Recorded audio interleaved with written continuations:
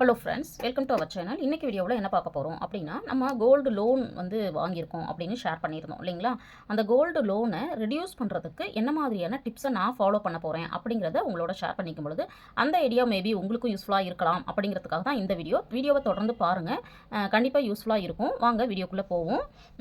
நான் வந்து வீடு செகண்ட் ஹேண்டில் வாங்கியிருக்கேன் அப்படின்னு சொல்லியிருந்தேன் இல்லைங்களா? அந்த வீட்டுக்காக நான் வந்து கோல்டு லோன் அப்படிங்கிறது எவ்வளோ எடுத்திருந்தேன் அப்படின்னு பார்த்தீங்கன்னா 12 lakhs வந்து எடுத்திருக்கேன். இந்த 12 lakhs அப்படிங்கிறது எனக்கு வந்து ரொம்ப கொஞ்சம் அதிகமான அமௌண்ட்டாக எனக்கு தோணுது. பட் சிலருக்கு இது குறைவாகவும் இருக்கலாம், சிலருக்கு அதிகமாகவும் இருக்கலாம். இப்போ இந்த 12 lakhs அப்படிங்கிறத நான் வந்து ரெடியூஸ் பண்ணுறதுக்கு நான் என்ன பண்ணியிருக்கேன் அப்படின்னா சின்ன சின்ன பிளான்ஸ் வந்து பண்ணியிருக்கேன். அந்த பிளான்ஸை உங்களோட நான் ஷேர் பண்ணிக்கலாம் அப்படின்னு இருக்கேன். இப்போ 12 lakhs அப்படிங்கிறத நான் எப்படி வச்சுருக்கேன்னா, ஃபஸ்ட்டு நம்ம வந்து இன்ட்ரெஸ்ட் அப்படிங்கிறது தான் நம்ம பார்க்கணும். இன்ட்ரெஸ்ட் வந்து எங்கே குறைவாக கிடைக்குதோ அங்கே தான் நம்ம வைக்கணும். நான் வச்சுருக்கிறது இப்போ வந்து ஐஓபியில் தான் நான் வச்சுருக்கேன். இங்கே எவ்வளோ இன்ட்ரெஸ்ட்டு அப்படின்னு பார்த்தோம்னா மேக்ஸிமம் பேங்க்கில் நம்மளுக்கு வந்து 9%லேருந்து 12% வரைக்கும் இருக்கிறதுக்கு வாய்ப்புகள் இருக்குது. ஆனால் இந்த பேங்க்கில் எனக்கு எவ்வளோ இன்ட்ரெஸ்ட் அப்படின்னு பார்த்தோம்னா 8.60 அப்படின்னு சொல்லிட்டு ஒரு லோனுக்கு இருக்குது. சில லோனுக்கு நம்மளுக்கு வந்து 73 பைசா அப்படின்னு இருக்குது. இந்த மாதிரி ஒவ்வொன்றுக்கும் ஒவ்வொரு மாதிரி, அதாவது அக்ரி லோன், அப்புறம் வந்து நம்மளுக்கு வந்து ஒவ்வொரு லோனும் வந்து அதாவது 6 மந்த்து திருப்பவே முடியாது அப்படிங்கிறது அக்ரி லோனில் வச்சுருக்காங்க. அப்புறம் அதர் ஜுவல் லோன்ஸில் வச்சுருக்காங்க.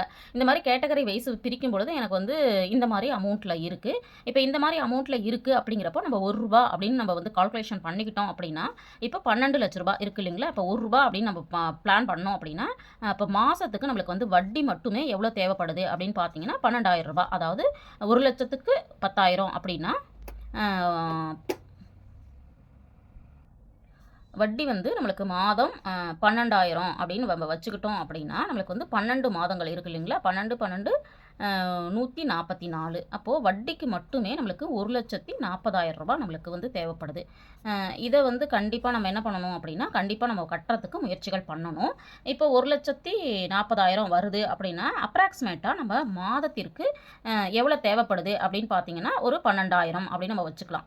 ₹12,000 கண்டிப்பாக வட்டிக்காக நம்ம என்ன பண்ணணுங்க, எடுத்து வச்சே ஆகணும் அப்படிங்கிற ஒரு சூழல் இருக்குது.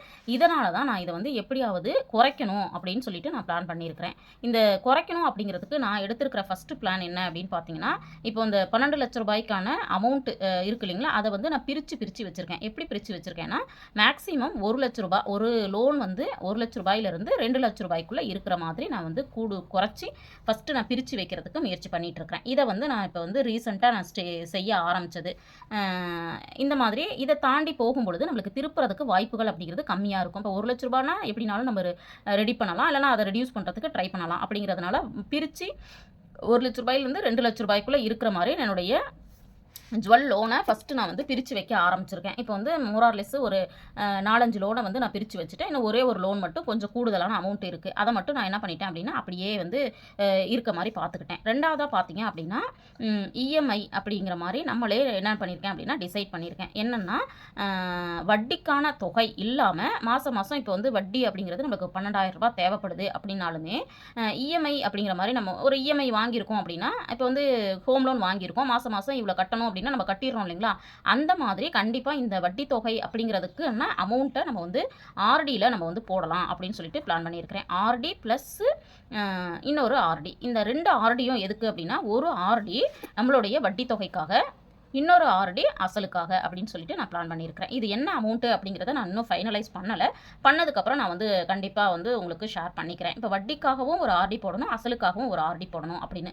ஆனால் இந்த ஆர்டி அப்படிங்கிறதுக்கு அசலுக்கான ஆர்டியை நான் டைரெக்டாக என்ன பண்ண போகிறேன் அப்படின்னா, ஆப் மூலமாக பேங்க்கில் ஆப்பில் வந்து நான் வந்து மாதம் கட்டலாம் அப்படின்னு சொல்லிட்டு பிளான் பண்ணேன். இப்போ ரீசெண்டாக 2 மாதமாக பார்த்தீங்க அப்படின்னா ₹2,000 கண்டிப்பாக கட்டணும்னு சொல்லிட்டு இப்போ வந்து நான் என்ன பண்ணிட்டேன் அப்படின்னா ₹4,000 வந்து கட்டிட்டேன். இந்த 2,000 அப்படிங்கிறதே மாதம் இனிமேல் தவறாமல் கட்டிடணும் அப்படின்னு நான் பிளான் பண்ணி வச்சுருக்கிறேன்.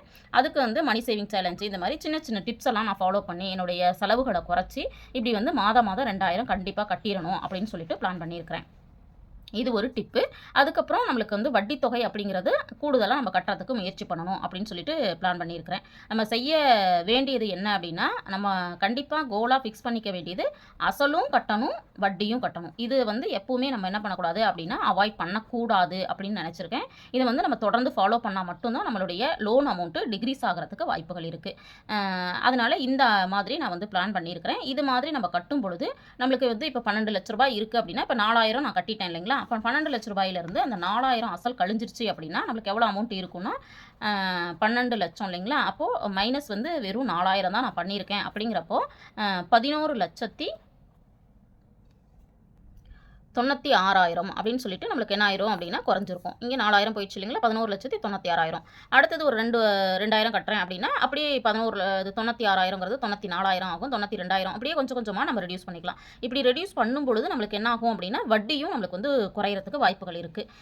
இந்த பிளானை வந்து நான் வந்து உடனே பண்ணணும் அப்படின்னா ஏன்னா கமிட்மெண்ட்டு அப்படிங்கிறது பட்ஜெட் அப்படிங்கிறதெல்லாம் நம்மளுக்கு வந்து கொஞ்சம் கரெக்டாக இருக்கிறதுனால இதுக்கு வந்து ஃபண்டு அலாட் பண்ணுறது அப்படிங்கிறது கொஞ்சம் சிரமமாக இருக்குது. அதனால் இப்போதைக்கு நான் வந்து இதை க்ளோஸ் பண்ணுறதுக்கு நான் வந்து கோல் எவ்வளோ ஃபிக்ஸ் பண்ணியிருக்கேன் அப்படின்னு பார்த்தீங்கன்னா கண்டிப்பாக ஒரு 5 வருடங்கள் அப்படின்னு சொல்லிட்டு நான் ஃபிக்ஸ் பண்ணியிருக்கேன். கண்டிப்பாக இதை வந்து நம்ம பிளான் பண்ணால் தான் நம்மளுடைய மைண்ட் என்ன ஆகும் அப்படின்னா அதற்கான ஸ்டெப்ஸை எடுக்கும். அப்படிங்கிறதுனால இந்த 12 லட்ச ரூபாய் லோனை நான் குறைக்கிறதுக்கு எவ்வளோ கோல் ஃபிக்ஸ் பண்ணியிருக்கேன்னா ஒரு 5 வருஷத்துக்குள்ளே மோஸ்ட் ஆஃப் த லோனை வந்து குறைக்கணும், ரெடியூஸ் பண்ணணும் அப்படின்னு சொல்லிட்டு நான் பிளான் பண்ணியிருக்கேன்.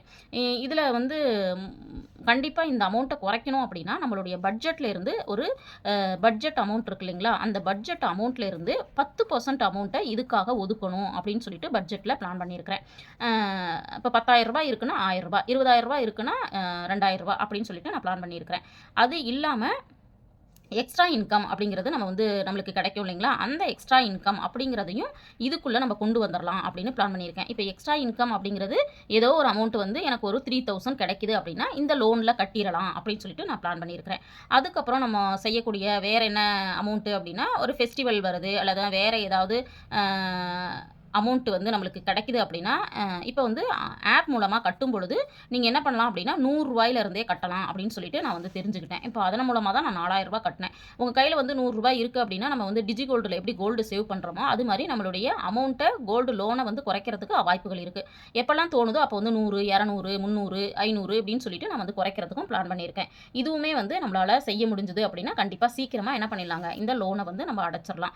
அது இல்லாமல் நம்ம என்ன பண்ணலாம் அப்படின்னா இஎம்ஐ அப்படிங்கிறத கட்டுறதுக்கு முயற்சி பண்ணலாம். இஎம்ஐ அப்படிங்கிற மாதிரி இப்போ நான் மாதம் ஒரு 3,000 கட்டியே ஆவேன் அப்படின்னு சொல்லிட்டு கோலாக ஃபிக்ஸ் பண்ணிவிட்டு ஒரு இஎம்ஐக்கு கட்டுற மாதிரி நம்ம என்ன பண்ணலாங்க, லோனுக்கும் கட்டுறதுக்கு முயற்சி பண்ணலாம் அப்படின்னு நான் பிளான் பண்ணியிருக்கிறேன்.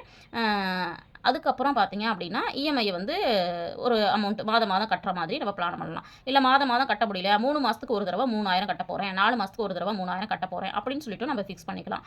அடுத்தது எக்ஸ்ட்ரா இன்கம் அப்படிங்கிறது ஒரு 20,000 ருபீஸ் கட்ட போகிறேன் அல்லது ஒரு 50,000 லம்சமாக ஒரு அமௌண்ட்டு வந்து நான் கட்டுறதுக்கு முயற்சி பண்ணலாம் அப்படின்னு பிளான் பண்ணியிருக்கிறேன். இதையுமே வந்து அடுத்த ஸ்டெப்பாக நான் வந்து பண்ணலாம் அப்படின்ட்டு இருக்கேன்.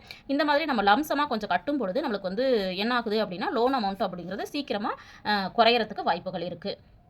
இதையும் வந்து நம்ம வந்து என்ன பண்ணியிருக்கலாம் அப்படின்னா குறைக்கலாம் அப்படின்னு சொல்லிட்டு நான் பிளான் பண்ணியிருக்கிறேன். அது இல்லாமல் பார்த்தீங்க அப்படின்னா புதுசாக எந்த லோனும் நியூவாக எந்த லோனுமே நான் வந்து வாங்கக்கூடாது அப்படின்னு சொல்லிட்டு நான் பிளான் பண்ணி வச்சுருக்கிறேன். அப்புறம் அந்த கிரெடிட் கார்டில் லோன் வாங்குறது இந்த மாதிரி இருக்கிறதெல்லாம் நான் கண்டிப்பாக பண்ணக்கூடாது அப்படின்னு சொல்லிட்டு பிளான் பண்ணி வச்சுருக்கிறேன். இந்த மாதிரி கொஞ்சம் கொஞ்சமாக நம்ம வந்து கட்டும் பொழுது கண்டிப்பாக ஒரு 4லிருந்து 5 வருஷத்துக்குள்ளே இந்த 12 லட்ச ரூபாய் அமௌண்ட்டு அப்படிங்கிறது முழுசாக என்னால் கட்டி முடிக்க முடியல அப்படின்னாலுமே நான் என்ன பண்ண போகிறேன் அப்படின்னா கொஞ்சம் அதாவது ஒரு 60 to 70% வந்து குறைக்கணும் அப்படின்னு பிளான் பண்ணியிருக்கிறேன். இந்த ஐடியாவை உங்களோட நான் ஷேர் பண்ணிக்கிறதுக்கு காரணம் உங்களோட ஷேர் பண்ணும்பொழுது நீங்களுமே இந்த மாதிரி ஏதாவது லோன்ஸ் இருக்குது அப்படின்னா அந்த மாதிரி நீங்களும் பிளான் பண்ணுறதுக்கு வாய்ப்புகள் இருக்குது அப்படிங்கிறது தான். இதெல்லாம் நானும் ட்ரை பண்ணிகிட்ருக்கிறேன். கண்டிப்பாக இதை வந்து சீக்கிரமாக கட்டி முடிக்கிறதுக்கு வாய்ப்புகள் கிடைக்கும் அப்படின்னு நினைக்கிறேன். இந்த டிப்ஸை வந்து நீங்களுமே உங்களுடைய லோன் 1 லட்சமாக இருக்கலாம், 2 லட்சமாக இருக்கலாம், 5 லட்சமாக இருக்கலாம், இதை வந்து நீங்கள் ஃபாலோ பண்ணுங்கள். நம்ம செய்யக்கூடியது என்ன அப்படின்னா கண்டிப்பாக இஎம்ஐ மாதிரி உங்களுடைய இன்ட்ரெஸ்ட்டை மாதா மாதம் கட்டிடுற மாதிரி நம்ம பிளான் பண்ணிக்கணும். அடுத்ததாக வந்து எக்ஸ்ட்ரா இன்கம் வருது அப்படின்னா அந்த அமௌண்ட்டை கட்டலாம். அதுக்கப்புறம் ரீபேமெண்ட் அப்படிங்கிறது தொடர்ந்து நம்ம கட்டிக்கிட்டே இருக்கணும்.